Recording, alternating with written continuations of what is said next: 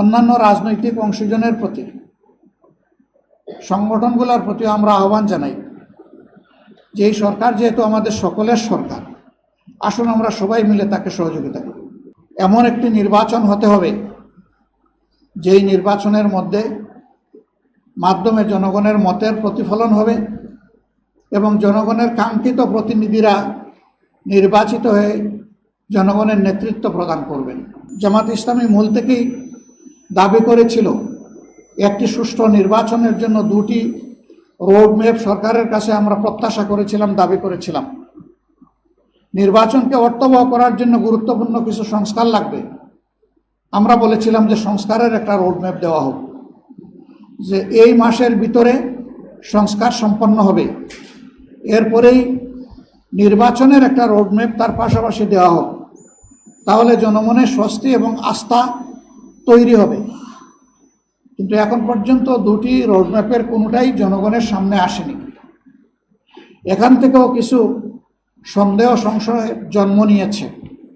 আমরা এখনও সরকারকে অনুরোধ করব যে দুইটি রোডম্যাপ যথাসম্ভব শীঘ্র এইটাকে জনসম্মুখে প্রকাশ করা হোক, তাহলে জনমনে আস্থা ফিরে আসবে।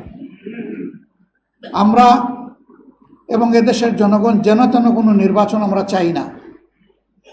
নির্বাচনের মধ্য দিয়ে আবার যদি নির্বাচনী ব্যবস্থা নিহত হয়, তাহলে ওরকম একটা নির্বাচন অবশ্যই জনগণ কবুল করবে না, প্রত্যাখ্যান করবে।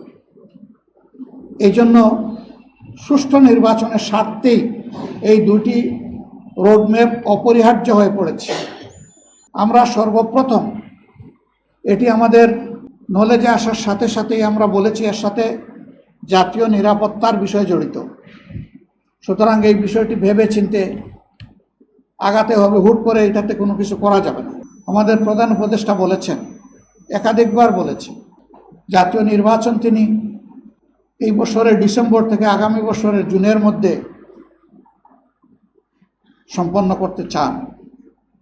আমরা বারবার বলেছি, তাই তার এই কথার উপরে আমরা আস্থা রাখতে চাই এবং আস্থা রেখে এটার জন্য আমাদের বিবেচনায় সুইটেবল টাইম কি হতে পারে আমরা সেইটাও ফ্লেক্সিবলি বলেছি। আমরা তাকেও বাধ্য করতে চাই না। আমরা কেন বাধ্য করতে যাব? কারণ তিনি তো সকলদের দ্বারা সমর্থিত। আমরাই তো তাকে এই দায়িত্ব সবাই মিলে দিয়েছি। তিনি তো জোর করে নেননি আমাদের কাছ থেকে। তিনি তো আমাদের প্রতিপক্ষ না। তিনি এখন সরকারের অভিভাবক। এ দায়িত্ব সকল রাজনৈতিক দল এবং অংশীজন স্বেচ্ছায় আমরা তার উপর অর্পণ করেছি। আমাদের দায়িত্ব তাকে সহযোগিতা করা তার সার্বিক কাজে। আমরা আমাদের জানা মতো আমাদের পক্ষ থেকে আমরা কোনো ধরনের কোনো অসহযোগিতা করিনি, বরঞ্চ যতটুকু আমাদের যেখানে সম্ভব আমরা সেই সহযোগিতা করেছি।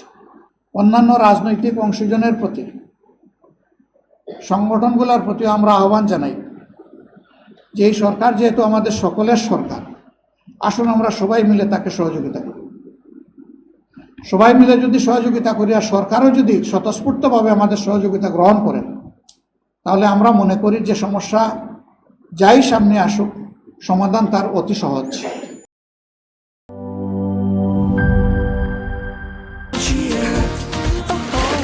চিল হবে রিফ্রেশিং মুডে।